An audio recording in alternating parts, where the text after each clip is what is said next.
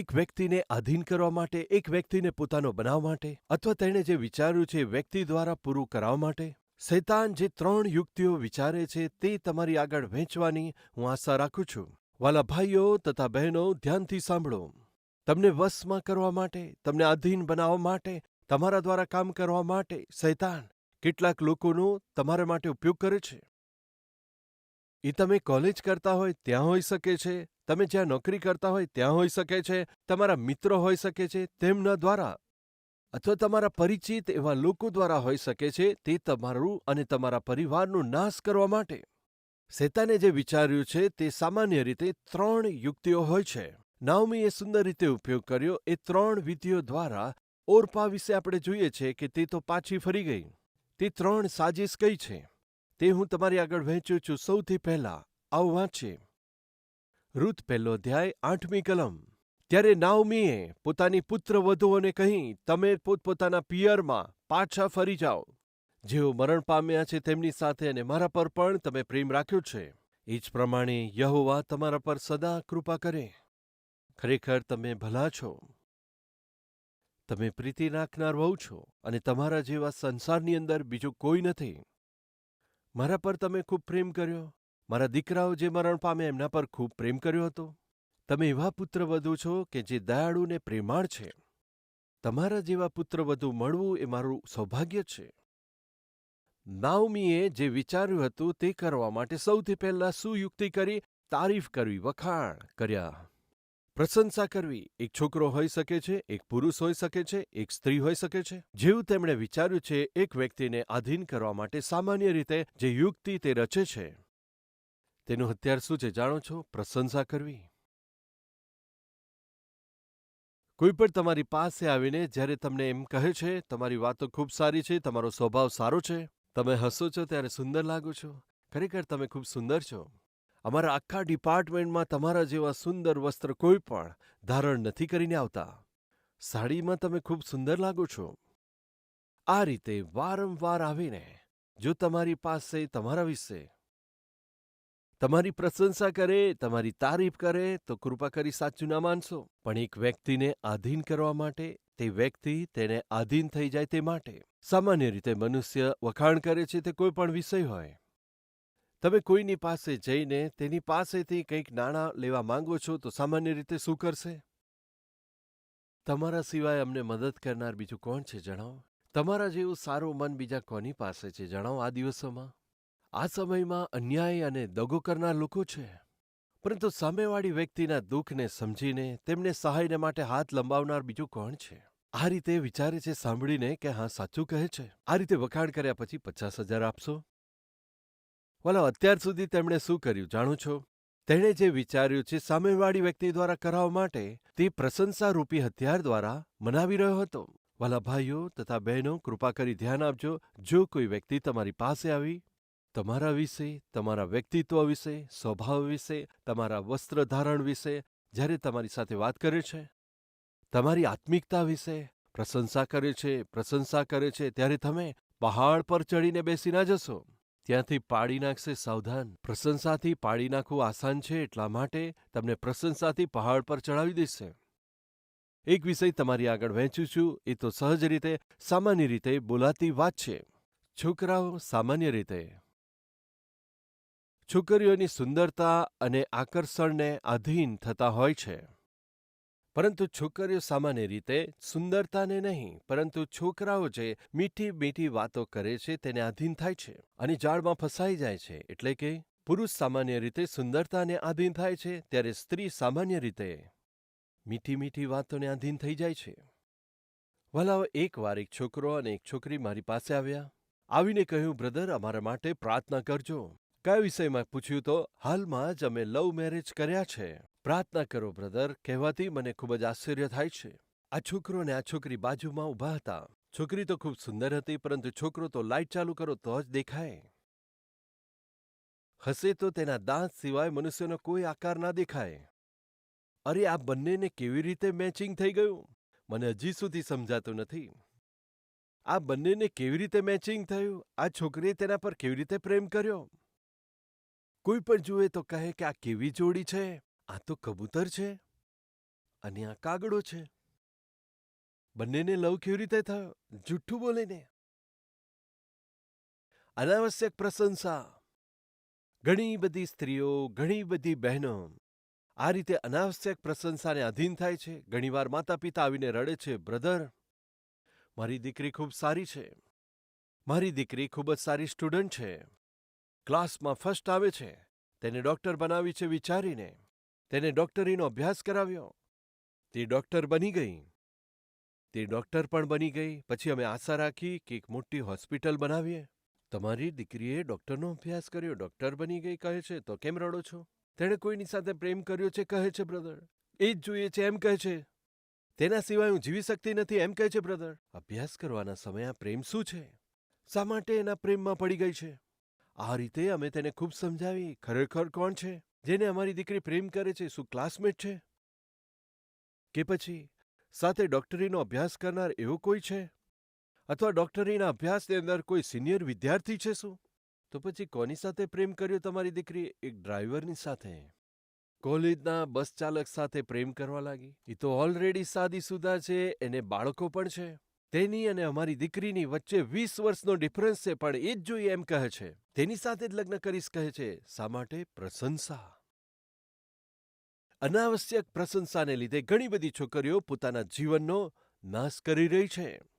એ જ પ્રમાણે છોકરાઓ, જો કોઈ છોકરી વારંવાર તમારી પ્રશંસા કરે છે, તમારા વખાણ કરે છે, નોકરી કરવાની જગ્યાએ વારંવાર તમારી પ્રશંસા કરીને તમારા વખાણ કરે છે, તમને પોતાના માથા પર બેસાડવાનો પ્રયાસ કરે છે, તેને સાચું માની લઈને પોતાના જીવનનો નાશ ના કરશો.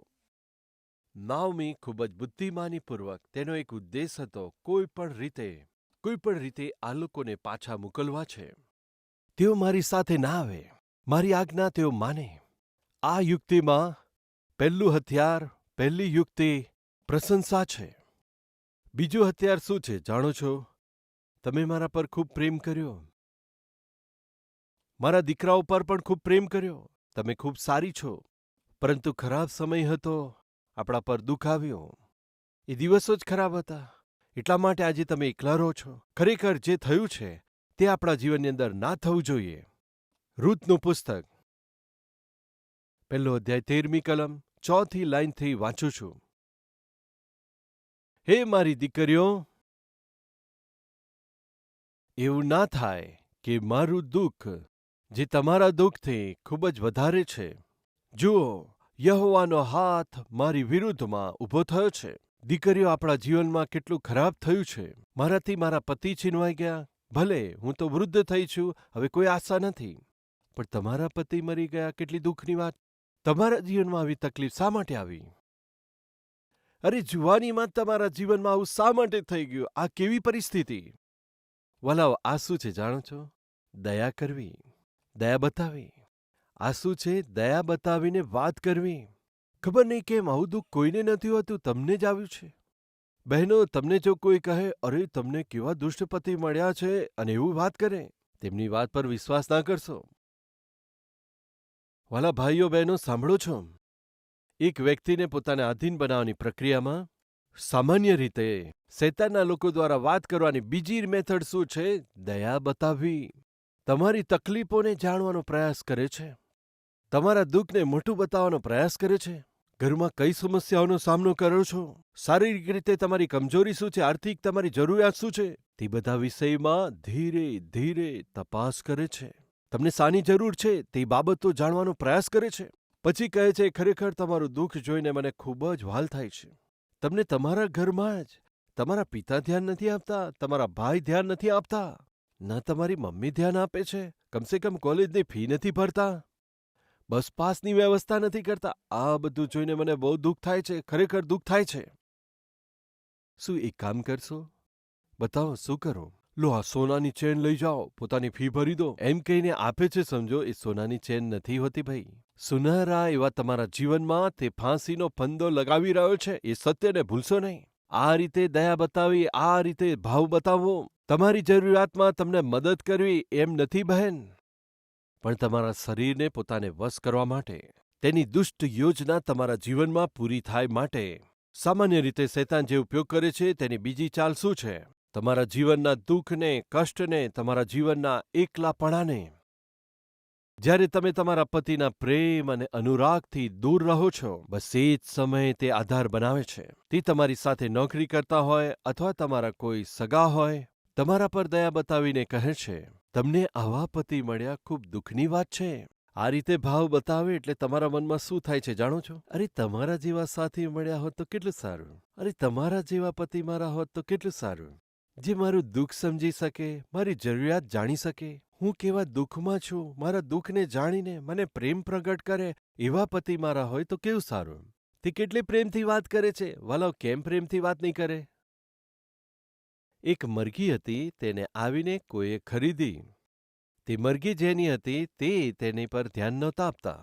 પરંતુ હવે જેણે તેને ખરીદી છે તે સવારમાં દાણા આપે છે, સાંજે દાણા આપે છે, વારંવાર તેને દાણા ખવડાવે છે. ત્યારે મરઘી વિચાર કરે છે, મારા જૂના માલિક તો બિલકુલ મારા ઉપર ધ્યાન આપતા જ નહોતા.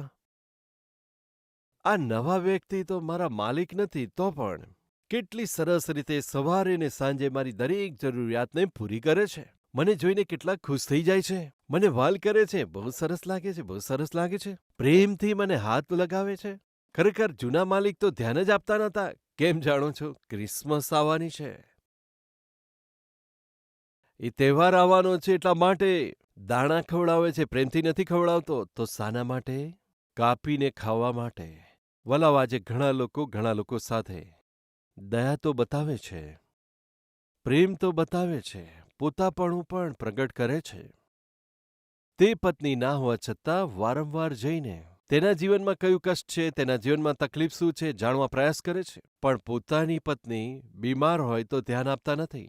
તાવ આવે તો ધ્યાન નથી આપતા, માથું દુખે તો ધ્યાન નથી આપતા. તેને કોઈ પણ કષ્ટ આવે ધ્યાન નથી આપતા. પરંતુ આ દુષ્ટ નોકરી કરવાની જગ્યાએ જો કંઈ દુઃખ આવી જાય તો ખૂબ જ તરસ બતાવે છે.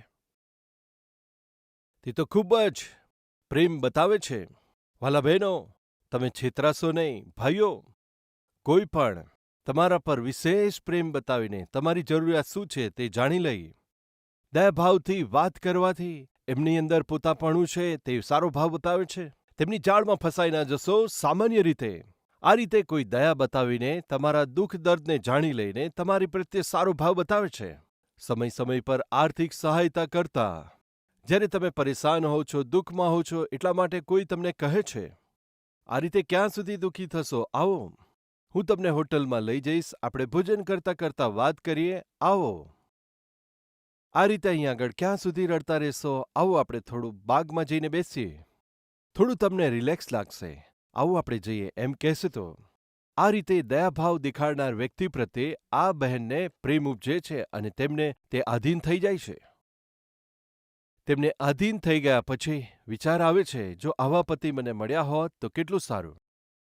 વાલા, પહેલું છે પ્રશંસા કરવી અને બીજું છે દયાભાવ બતાવીને વાત કરવી. ત્રીજું શું છે હું જણાવું છું.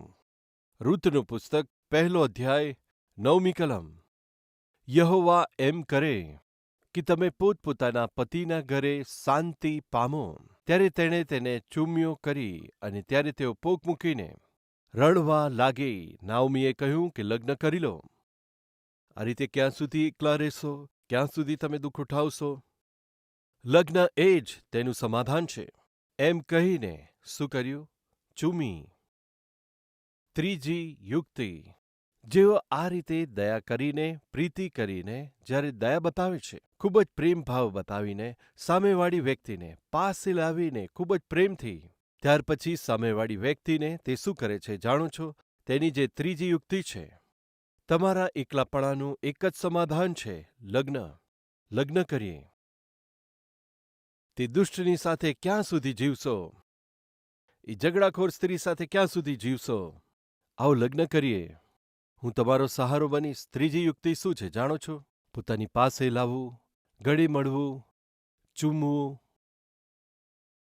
આ રીતે વ્હાલ બતાવવાથી, આ રીતે ચૂમી કરીને વ્હાલ બતાવવાથી, પ્રેમથી વાત કરવાથી એક વિકેટ પડી જાય છે. આ વિકેટ કોણ હતી? ઓરપા. 14મી કલમ વાંચું છું.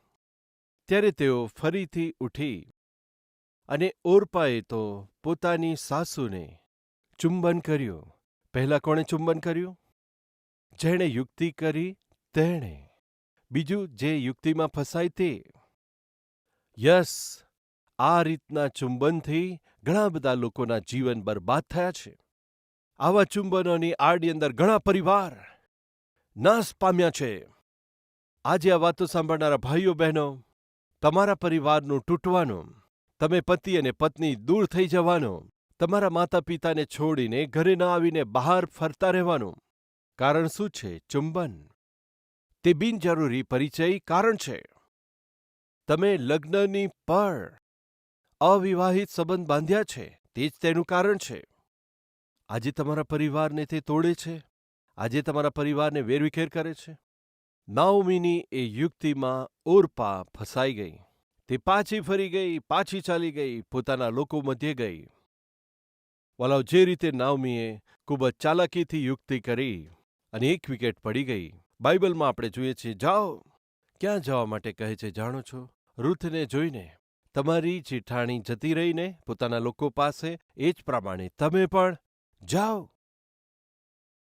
વાસ્તવમાં આ નાઓમી, જેમણે તેના પર ખૂબ પ્રીતિ કરી, તે બંને વહુને જીવતા પરમેશ્વર પર ભરોસો કરાવવાની જગ્યાએ ક્યાં મોકલી રહી છે જાણો છો? જ્યાં આગળ જીવન નથી, જે સ્વર્ગમાં નથી પહોંચાડી શકતા, તેમનો નાશ કરીને નર્કમાં જે ખેંચીને લઈ જઈ શકે છે, તે અન્ય જાતિના સંપ્રદાયથી ભરેલા એવા લોકો મધ્યે ચાલ્યા જાઓ. ત્યાંના દેવતા જે મનુષ્યએ બનાવ્યા છે તેના પર વિશ્વાસ કરો અને મરો. એ તો નાઓમીના વિચારો હતા. તેની એ યુક્તિમાં ફસાઈને ઓરપા પાછી ચાલી ગઈ. તેની વિકેટ પડી ગઈ. પરંતુ એક વ્યક્તિએ ચોક્કસ બતાવી દીધું. બે ભાવની આગળ નમી ના ગઈ, વખાણની આગળ નમી ના ગઈ, ચુંબનથી નમી ના ગઈ. તેણે પોતાનું વ્યક્તિત્વ ગુમાવ્યું નહીં. તેણે પોતાની માનસિકતા ગુમાવી નહોતી. ચોક્કસ તે ઊભી રહી હતી. કહી રહી હતી, કોણ? નાઓમી શું કહે છે? 15મી કલમ. જો આ તારી જેઠાણી, એ તો પોતાના લોકો અને પોતાના દેવતાની પાસે પાછી ગઈ છે. એટલા માટે તું પણ પોતાની જેઠાણીની પાસે જા.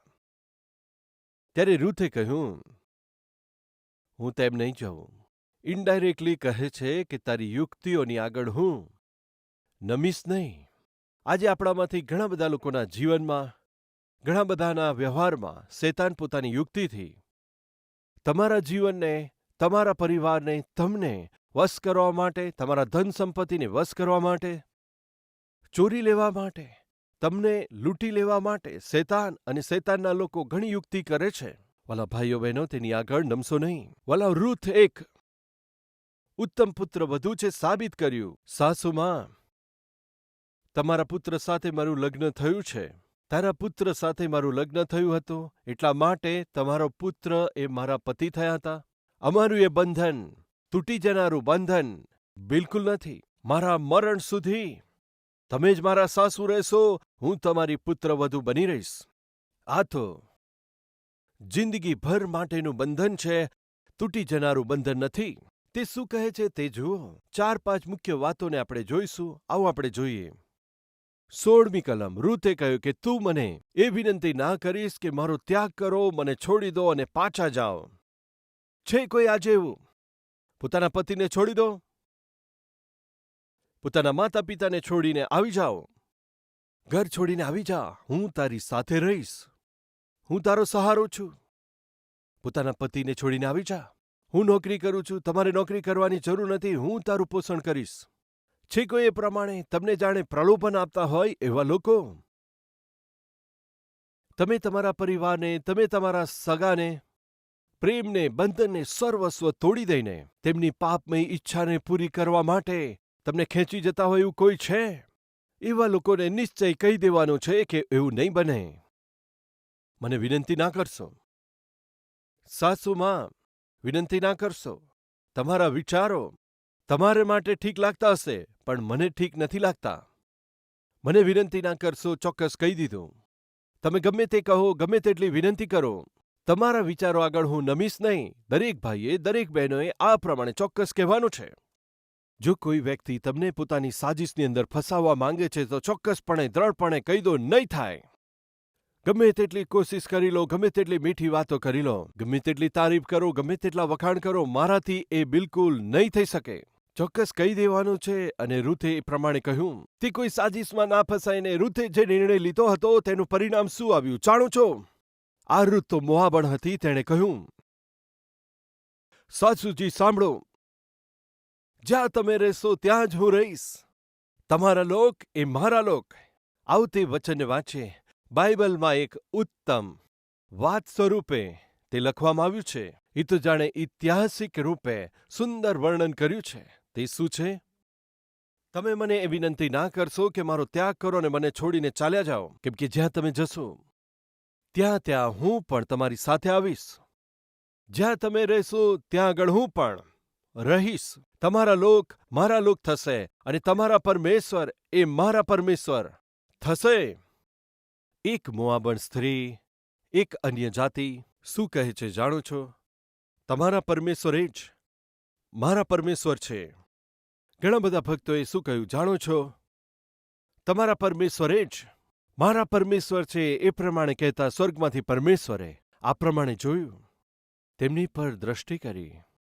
કેટલું અદ્ભુત છે! એક અન્ય જાતિની સ્ત્રી આ સત્ય જાણીને મારા પર વિશ્વાસ કરે છે, તો હું પણ તે વ્યક્તિની હંમેશા સાથે હોઈશ જે મને પસંદ કરે છે.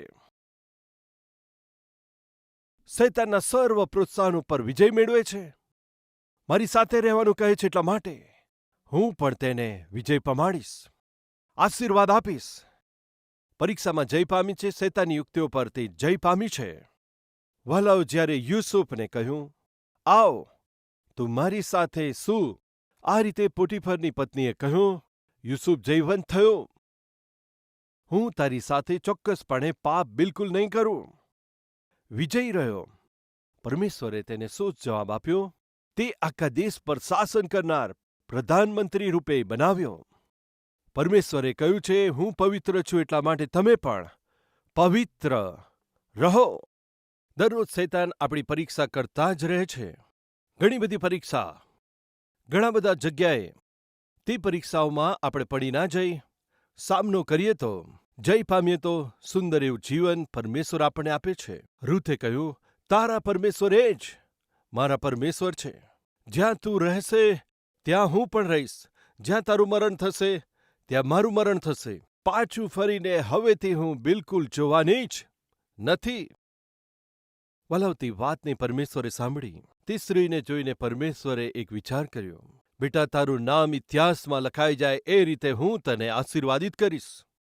વહાલા મિત્રો, આ રૂથ એક મોઆબણ સ્ત્રી હતી, શ્રાપિત દેશની હતી. પરંતુ સાંભળો, જ્યારે એ સ્ત્રીએ જવાબ આપ્યો કે તારા પરમેશ્વર એ જ મારા પરમેશ્વર છે એમ કહ્યું, પરમેશ્વરને આનંદ થયો. પરમેશ્વર તેનાથી પ્રસન્ન થયા.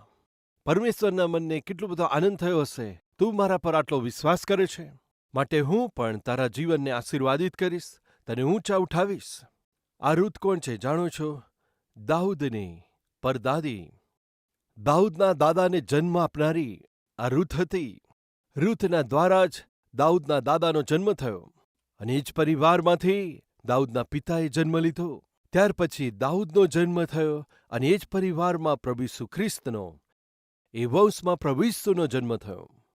જે પુત્રવધૂએ પોતાની સાસુને પણ પ્રેમ આપ્યો, તે પુત્રવધૂ કેટલી ઉત્તમ જગ્યા પામી.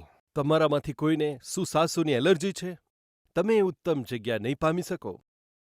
તમારામાંથી કોઈને વહુની એલર્જી છે શું? તો તમે પણ ઉત્તમ જગ્યા નહીં પ્રાપ્ત કરી શકો. આજે આ વાતો સાંભળનારા ભાઈઓ બહેનો, રૂથ એક મોઆબણ સ્ત્રી હતી, પરંતુ મારે પરમેશ્વર જ જોઈએ છે.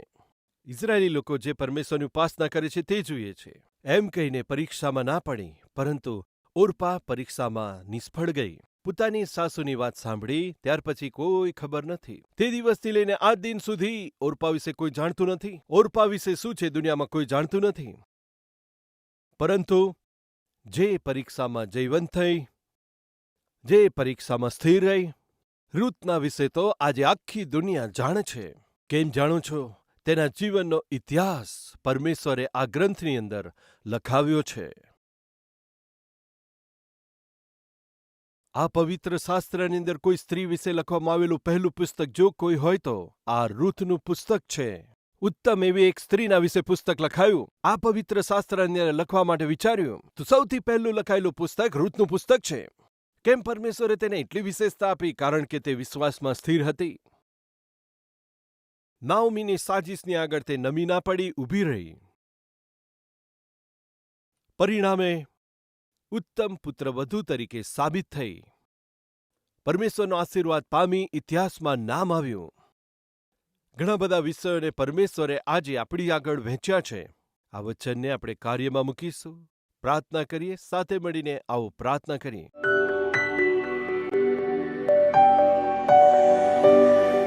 મહાન પવિત્ર પ્રેમી પરમેશ્વર પિતા, તમે સ્પષ્ટ અમારી સાથે વાત કરી છે અને શૈતાનની યુક્તિઓ કઈ છે. અમારા જીવનોને નાશ કરવા માટે કેવા પ્રકારના ષડયંત્રો તે રચે છે, આજે જાણી શક્યા છે અને આધીન ના થઈએ રૂથની જેમ. પિતા, અમે પરીક્ષાઓમાં જય પામીએ, સામનો કરી શકીએ, કૃપા કરજો. ઓર્પા, જેણે પોતાને સાસુની વાત માની, તેનું હવે શું થયું આપણે જાણતા નથી. પરંતુ રૂથ, જેણે વિશ્વાસ કર્યો, તેનું નામ આજે ઇતિહાસમાં લખાયું છે. અમે પરીક્ષાઓમાં જય પામીએ. પાપ પર અમારે જય પામવાનો છે. પિતા, તમારી દ્રષ્ટિમાં અમે ન્યાયપણાનું જીવન જીવીએ. તમારા દ્વારા અમારે આશીર્વાદ પામવાનો છે.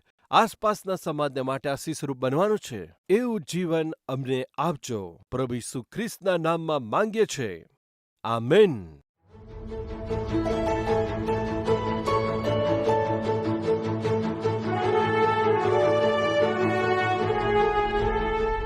અમારું address: Calvary, post box number 30, Kukatpally, Hyderabad 72.